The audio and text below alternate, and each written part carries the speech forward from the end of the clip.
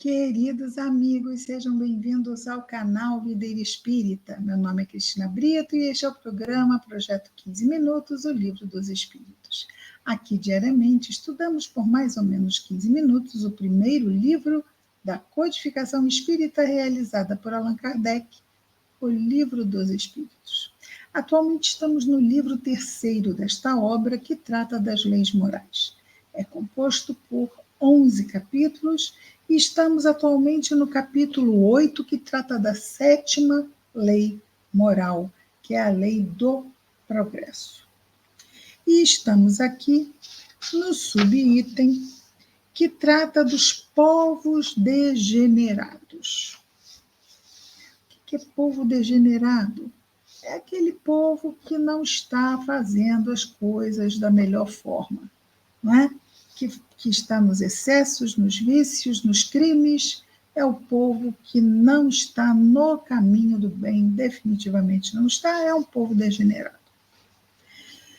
Ok, então vejamos agora a questão 789, quando Allan Kardec pergunta aos espíritos superiores o seguinte: um dia o progresso reunirá todos os povos da Terra numa só nação?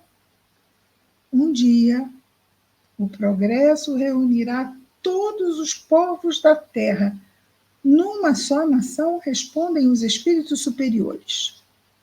Em uma só nação, não.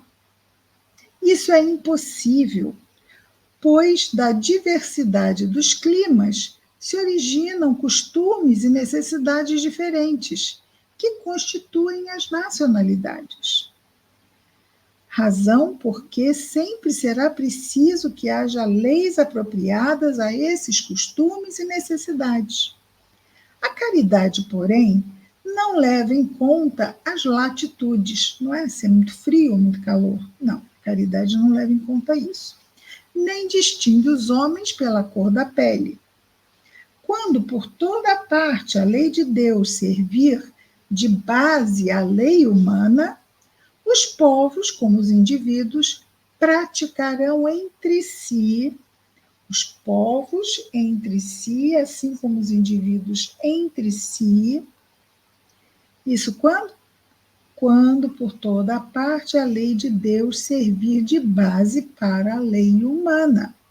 Ok? Ainda não acontece isso, não de forma plena, ainda vemos muita injustiça nas leis humanas, não é? Então, quando isso acontecer, os povos, assim como os indivíduos, praticarão entre si a caridade. Então viverão felizes e em paz, porque ninguém fará mal ao vizinho, nem viverá à sua custa. Não vai fazer mal, vai explorar, vai respeitar, vai conviver em fraternidade, ou seja, uma outra terra, não é? Allan Kardec vai fazer um comentário bem extenso aqui, fechando essa questão dos povos degenerados. Diz-nos assim Allan Kardec, dentro dessa questão 789, ok? A humanidade progride por meio de indivíduos. A humanidade.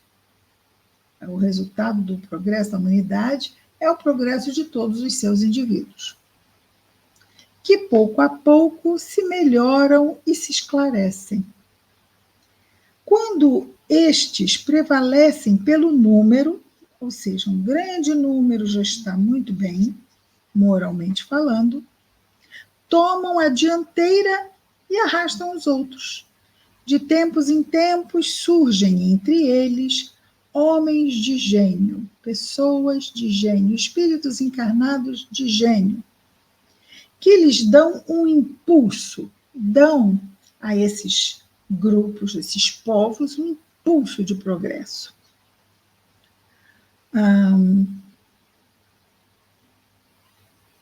Um impulso. E depois, homens investidos de autoridade, instrumentos de Deus, que em alguns anos fazem a humanidade avançar de muitos séculos. O progresso dos povos também realça a justiça da reencarnação. Os homens de bem fazem louváveis esforços em prol do adiantamento moral e intelectual de uma nação. Os homens de bem. Então, promovem tanto o progresso intelectual quanto moral de uma nação.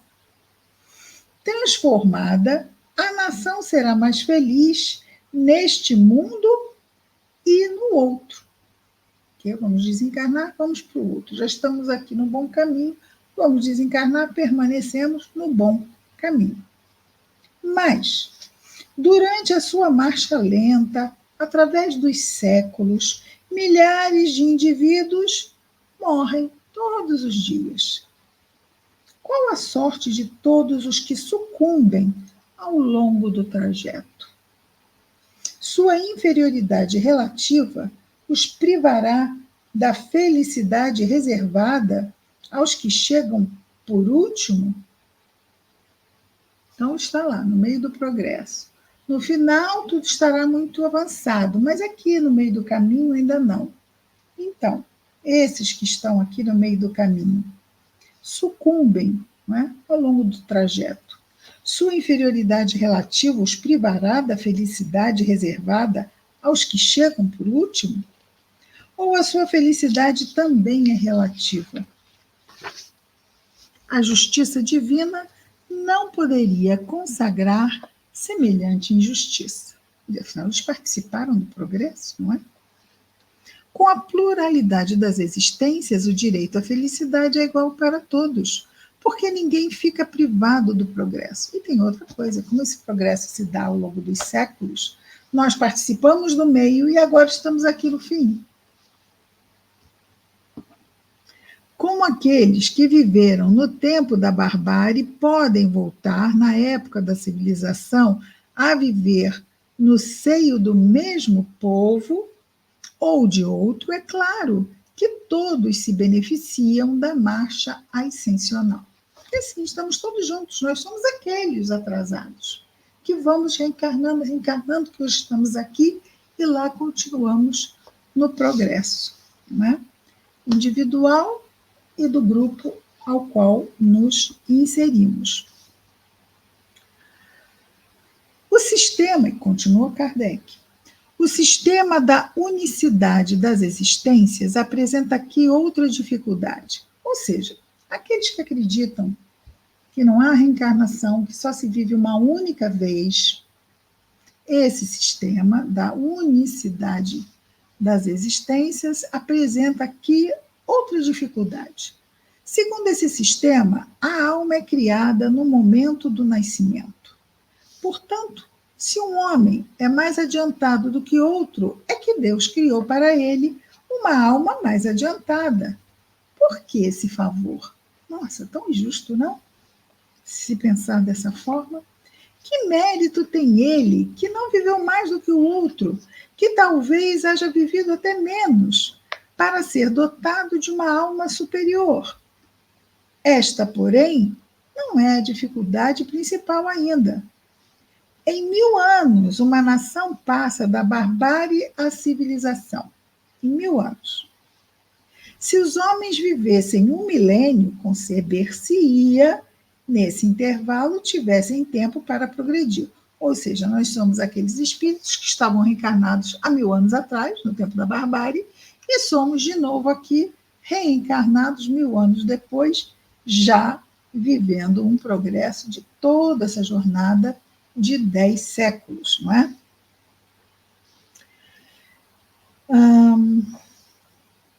Então, se os homens vivessem 1 milênio, conceber-se-ia que nesse intervalo tivessem tempo de progredir, mas diariamente morrem pessoas de todas as idades, renovando-se sem cessar, de tal sorte que todos os dias essas pessoas aparecem, as pessoas, não é? Aparecem e desaparecem.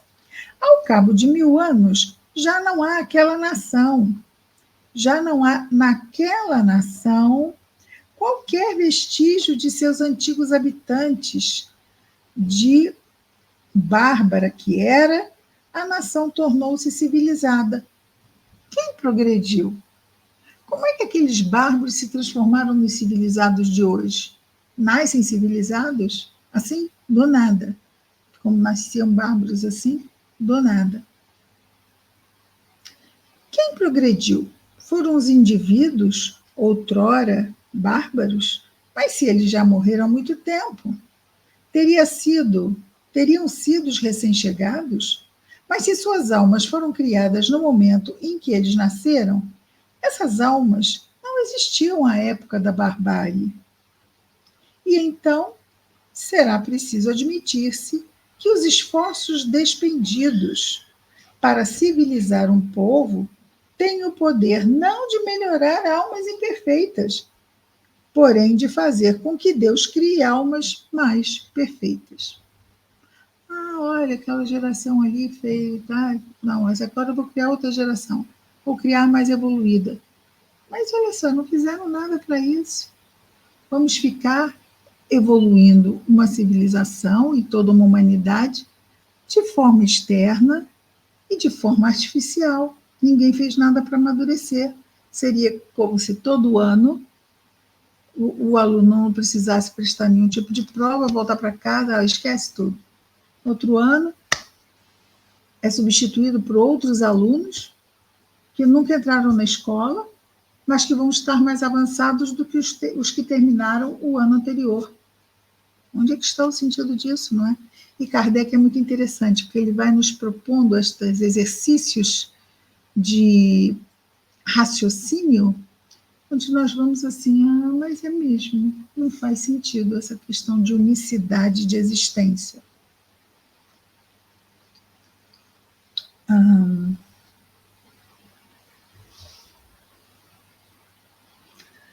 E ele continua, Allan Kardec, dizendo-nos assim: comparemos essa teoria de progresso com a que nos foi dada pelos espíritos. Então, comparemos a teoria da unicidade das existências com a que nos foi dada pelos espíritos, que é o dogma da reencarnação. Ou seja, ele está provando que faz todo sentido a reencarnação. Comparemos essa teoria do progresso com a que nos foi dada pelos espíritos, a reencarnação. As almas vindas no tempo da civilização tiveram sua infância, como todas as outras, mas já tinham vivido antes e chegam adiantadas em consequência de um progresso anterior. Vêm atraídas por um meio que lhes é simpático e que se acha em relação com seu estado atual. Então, tudo interligado, tudo conectado. De sorte que os cuidados dispensados à civilização de um povo não têm por efeito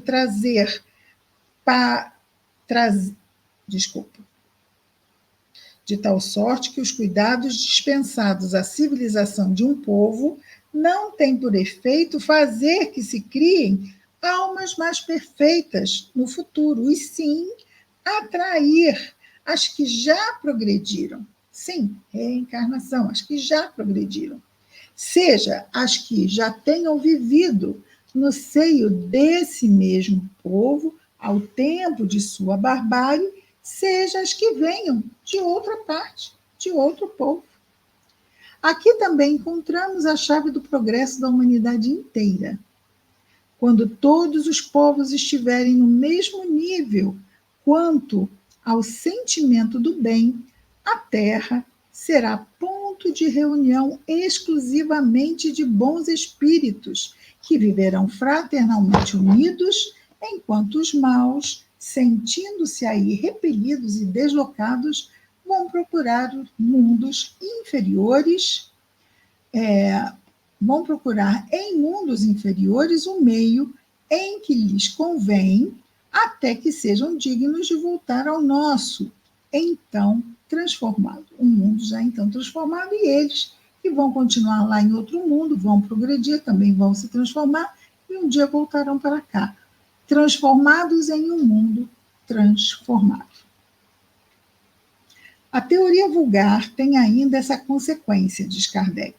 Os trabalhos de melhoria social só aproveitam as gerações presentes e futuras. Seu resultado é nulo para as gerações passadas, que cometeram o erro de vir cedo demais e que ficam sendo o que podem ser, sobrecarregadas com o peso de seus atos de barbárie. E isso está lá, aonde? No passado. ok? Naqueles que fomos naquela ocasião.